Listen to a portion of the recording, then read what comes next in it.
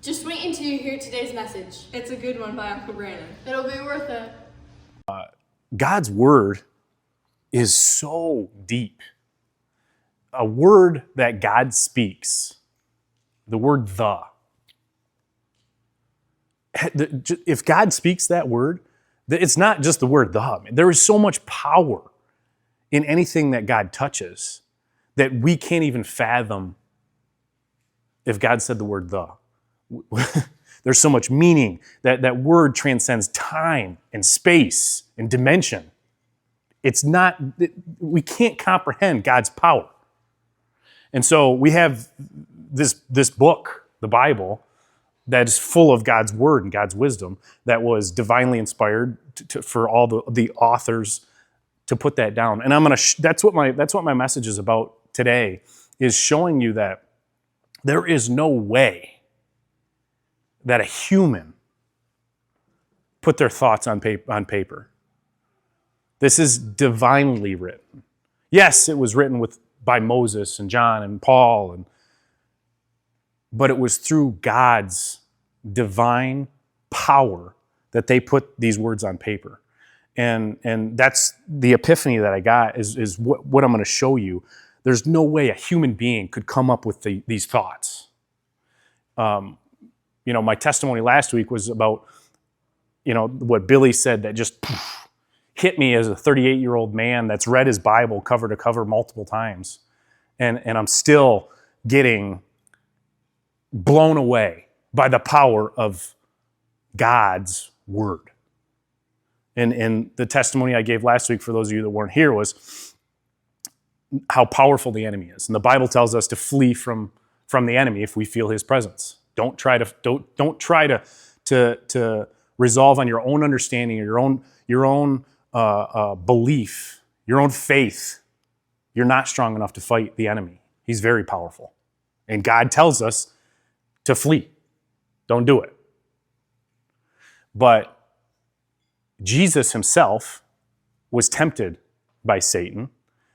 And what did Jesus say to Satan? Flee from me.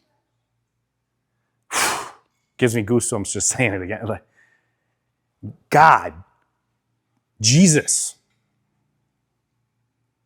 God tells us that you flee, you get away, get out of there.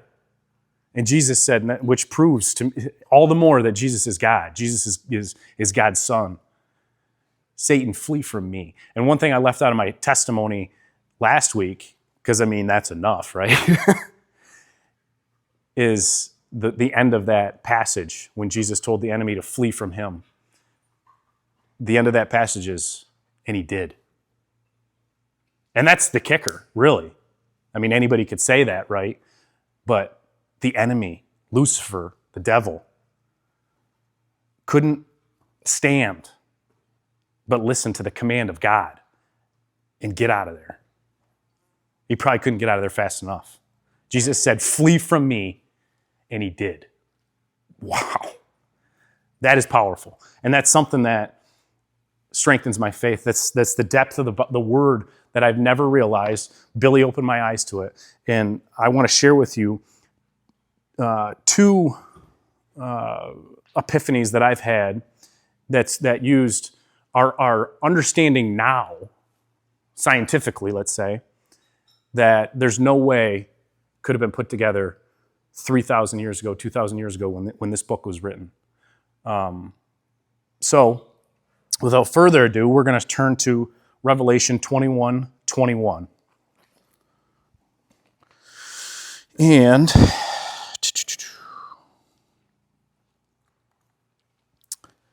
Revelation 21:21. The 12 gates, this is John writing the book of Revelation, and he's describing his vision of heaven, okay? The 12 gates were 12 pearls, each made of a single pearl. Wow, okay.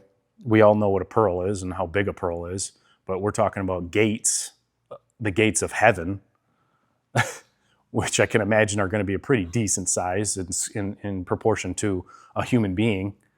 One pearl makes up one gate. That's going to be a big pearl, right? but that's not even what my message is about. So the 12 gates were 12 pearls, each made of a single pearl. The great street of the city was of pure gold, like transparent glass. Okay, so John is writing this, and I've always kind of struggled with that. Like, okay, everything I know about gold throughout history, we humans have used gold as a symbol of wealth and held it to a high value. And everything I know about gold is it's gold. I mean, it's not transparent. It's not glass.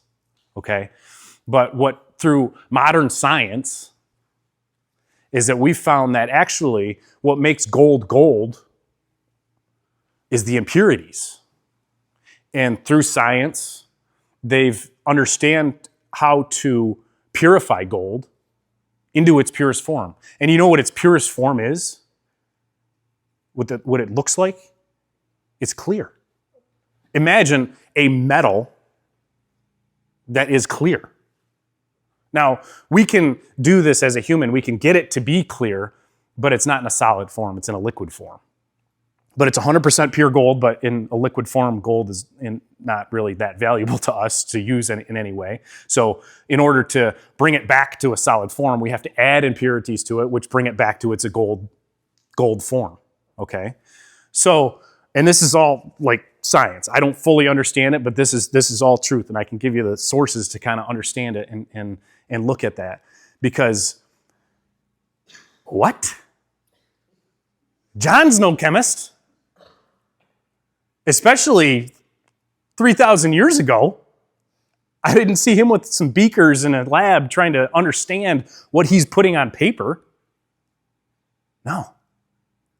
The only way that he could have put that on paper was to have actually seen it or been told to put it on paper. And I can imagine it may be his frustration when he's writing this down. He's just saying, okay, yep, streets of gold, yeah, pure as glass. Wait, what? Say that again.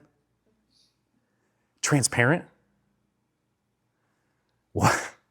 I'm gonna get laughed at here. That's gonna be, Write it down. It's possible. Now, again, let's speak to God's power. I'm sure he knows how to make clear gold in a solid form. Boy, that's going to be beautiful. Streets made of gold, something that we hold so precious that we have artifacts dating back thousands of years made out of gold, not as pure as God's gold. But my point is, this scripture is divinely written. This came from God because there's no human being that could have thought that was even possible. No, just the streets made of gold. Let's just period right there. No, I'm going to put a little bit more on there, and it's going to blow your mind for the next 2,000 years, 3,000 years. But it'll help some people that haven't got to see my miracles firsthand understand that I am God.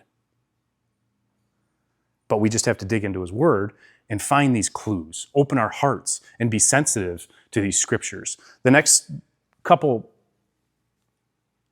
pieces of scripture that I'm going to lay on you come together talk about hitting me with a baseball bat, Billy, the scripture that you shared with me, that Jesus telling the enemy to flee.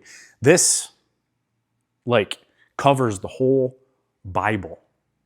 I mean, Genesis, Exodus, into the New Testament. I want you to turn to Genesis 9:6. 9:16. That would have been awkward. I've done that before in my message, though. I've been like, what was I thinking right here? This does not make sense. Genesis 9:16. Whenever the rainbow appears in the clouds, I will see it and remember the everlasting covenant between God and all living creatures of every kind on the earth. The rainbow has been perverted in our modern era, and if you ask most people what the rainbow attributes to is nothing godly. But I'm telling you right now that miracle in the sky is a miracle in the sky. And it's a sign from God that he loves us. Amen. It's a promise that he will take care of us. It's a promise not only to us, but the creatures of this earth. And we read about that in other chapters. If he's going to take care of that little chickadee in that blinding snowstorm, don't you think he's going to take care of you?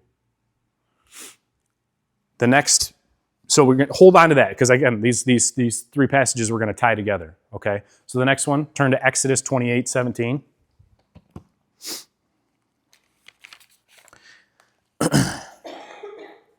Exodus 28:17.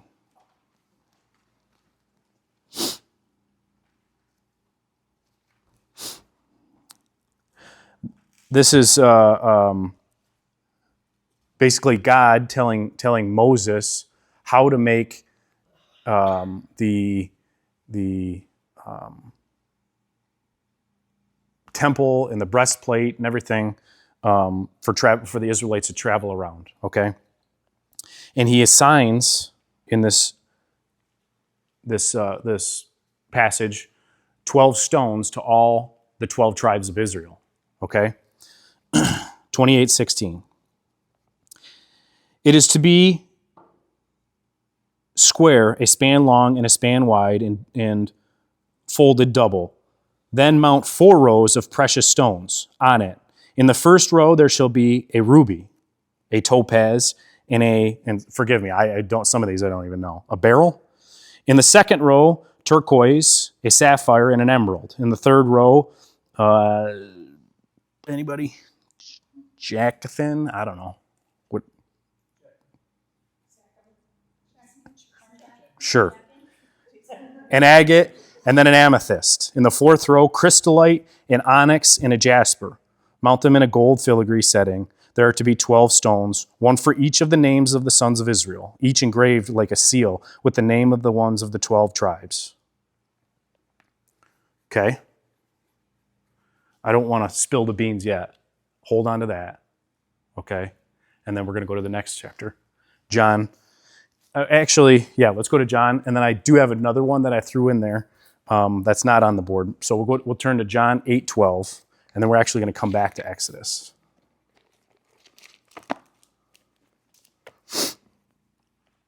Now we're in the New Testament, okay? And again, I'm going to bring all this together. John 8:12.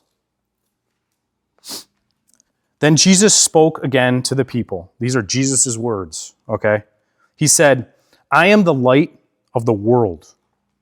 Whoever follows me will never walk in darkness, but will have the light of life. Okay? Hold on to that. Hold on to the rainbow. Hold on to the stones. I'm going to get there. But I want to get to one more. Go back to Exodus 33:19.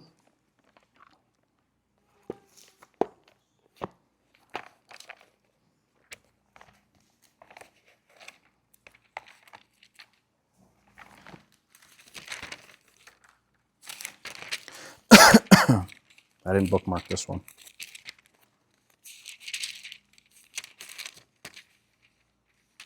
Exodus 33:19.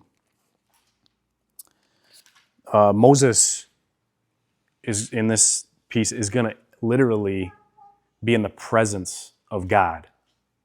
Okay? 33:19. And the Lord said, I will cause all my goodness to pass in front of you, and I will proclaim my name to the Lord in your presence. I will have mercy on whom I will have mercy, and I will have compassion on whom I have compassion. I will have compassion, but he said, "You cannot see my face, for no one may see me and live." Then the Lord said, "There is a place near me where you may stand on a rock. When my glory passes by, I will put you in a cleft in the rock and cover you with my hand until I have passed by. Then I will remove my hand, and you will see my back, but my face must not be seen."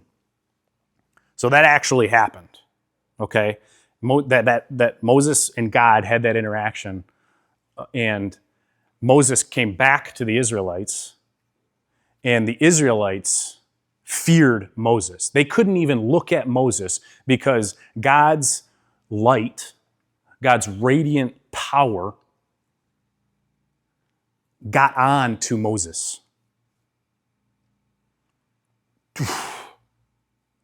Talk about not even understanding the power of God. God walked past Moses, stuck him behind a rock, and put his hand up to cover, so that to make sure Moses wouldn't be able to see his face. And the power, the downright essence, got onto Moses to the point where people seen Moses and said, I can't look at you. Put on a veil. Cover yourself so that you can be in our presence and we can stand it. The Israelites couldn't handle that power. The power that got onto Moses. That would be kind of cool to see. So Moses did. He put on a veil and covered himself. And then when he went into the temple, he would take it back off because he didn't need that, obviously, to be in front of God. But holy cow. That's some power. Okay, now to tie it all together. Through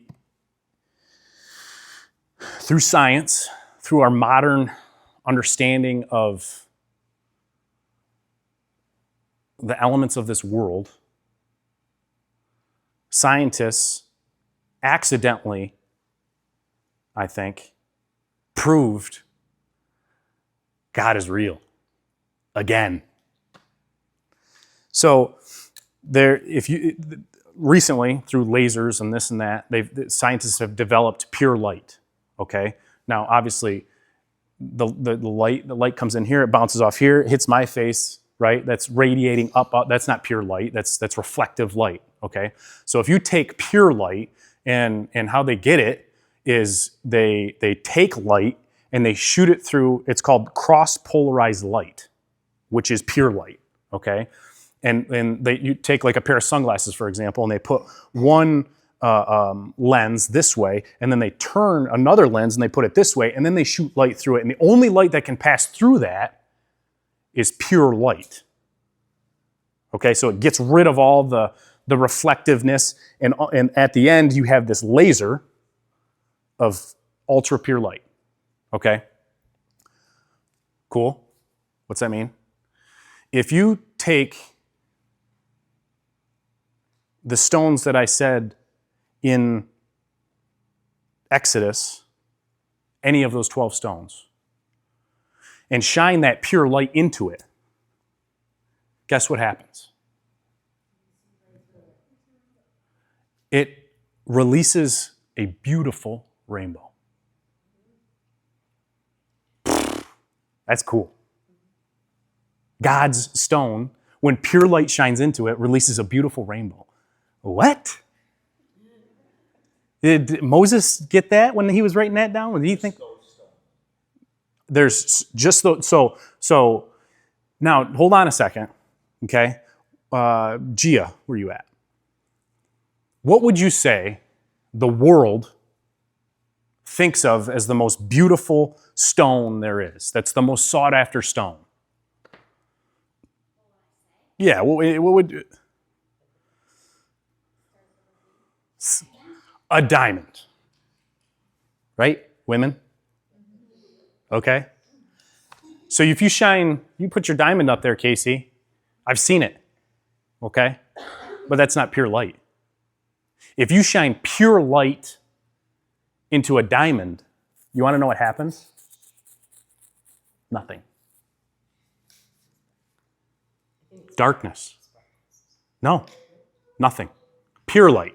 You could reflective light, non-pure light, yes.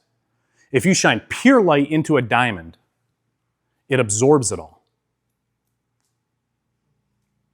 These stones have been, now I'm using diamond as an example, but there's more stones than that. So the stones that will reflect a rainbow are called, this is a scientific word for it. And okay, let me start with the diamond because that's the easier one. Isotrophic. A diamond is an isotrophic stone.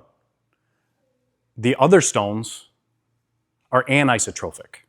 This is a scientific thing that I'm talking about. Not meant to prove God is real. Okay, so anisotrophic are God's stones. Okay? Pure light we're talking about are anisotrophic stones. Okay?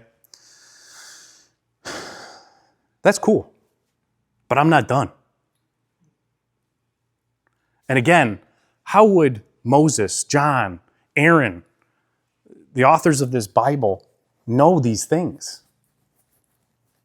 Any other stone would not reflect the rainbow, would reflect darkness, right? Basically. Okay. So just those 12 stones of Israel Or reflect a rainbow. correct. Any other stone, how in the world would they know that 2,500 years ago? No, again, they're just writing down what God is telling them to do. These 12 stones of Israel, okay, yep, I'm an emerald, amethyst, jasper, turquoise, do all this, write this down. Okay, that's unbelievable. And they were just following God's instruction, right? Wholeheartedly. Great. Now, again, that's cool in itself. I could pause there, stop, we could pray, and the message could be over. I feel good. Hold on a second. We're not done. Go back to the beginning. I want you to imagine for a second that you're in glory. You're in heaven, walking down the street of gold. In Revelation, it also tells us about the buildings that will be built in glory and what they'll be built out of. These 12 stones. I imagine these buildings in heaven, crying out loud. I'm sure they're going to be pretty big because we got gates the size of pearls, one pearl, okay? We're walking down the glory. We're kneeling at the edge. And again, imagine this with me. Here comes the essence of God.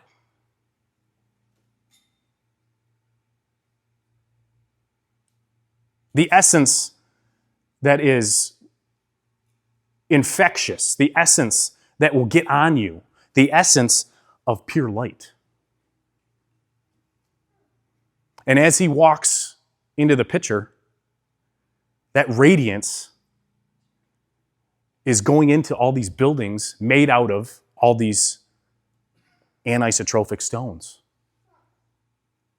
And what is following our Creator? A rainbow. When God put that rainbow in the air, okay, cool, the rainbow, it's beautiful. That's all the meaning it has. It's not all the meaning it has. It has more meaning to God than we know. Crying out loud, that gives me goosebumps, man. Because God is pure light. Oh my goodness, God is pure light. Jesus told us. And what is darkness? And you know what's crazy? What's crazy is the enemy in his power, and I don't want to take anything away from you, Casey, because I know you love diamonds. But that's what the world holds up as the pinnacle of what should be sought after is a diamond. God doesn't care about diamonds. They don't do anything for him. They don't display his brilliance. But the 12 stones of Israel do. And when we get to heaven, we are getting a taste of what that's like. But don't let your imagination, don't let your smarts try to put God in a box and say, okay, I understand it, or I don't understand it. Don't let that limit your salvation. A lot of people, smart people that I know, engineers that I know, are too smart for their own good. And they try to put God in a box and say, well, because I can't understand that. That doesn't make sense. Streets of gold, pure gold that's clear. Because there's other examples that we could go to that don't, I don't, maybe they're next for the next 3,000 years for somebody else to figure out and then put that so that they can be saved. There is so much meaning and depth and understanding we will not be able to fathom. If God spoke the word that has so much power. If he was here, we couldn't even look at him. People, we can't fathom what we can't even fathom. I know that's deep, and I hope I'm articulating what I'm trying to say. But God's power is so ununderstandable that we can't even fathom it. So don't even try to fathom it. It's not attainable. It's not of this world. It's not of this dimension. God gives us 5 senses, sight, hearing, taste, smell, blah, blah, blah. Feel, touch, I don't know, whatever. Some like, I have the 6th sense. God is not limited to those 5 senses. But we, as humans, try to put God in a box and make this make sense to my 5 senses. I need to see it. I need to feel it. We're talking about God here. So I see these debates on YouTube and TikTok and everything like that, and I watch them to try to strengthen my faith and strengthen my argument so that I can defend my belief in God, right? So I'm prepared. And I see these people asking these questions, and I just, oh my goodness, dear God, I wish that they could understand the peace that I have, that I don't need those answers. Because I understand that I can't understand. I understand that God's power is not to be understood. And that's the place you need to get in your faith. And you will be more at peace, and you'll be more able to be happy, not worry about tomorrow's problems. Because we can't even understand the picture that God is painting for us tomorrow. Dear God, I thank you for opening my eyes to a few of these things for me to be able to strengthen my faith. I thank you for allowing me to be sensitive enough to give up on my own understanding and put my trust in you. And my prayer is that everybody here can do that. I know it's hard. We all have doubt. We all have struggles, and we all fall short every day. But if we can keep reminding ourselves that you're in control, that your divine power is the only thing holding this universe together, that would be enough. Help us, dear God, to go out and fight the fight every day, to put on the breastplate of armor and sharpen each other's understanding of you so that we can go out there and spread your word. I love these people that are in this house, dear God, and there's some that are missing. And my prayer for them is that they find peace. And the only way to do that is through you. I love you, dear God. Please forgive me for my sins. Watch over us, dear Lord, and I know you are. And in Jesus' beautiful name I pray. Amen.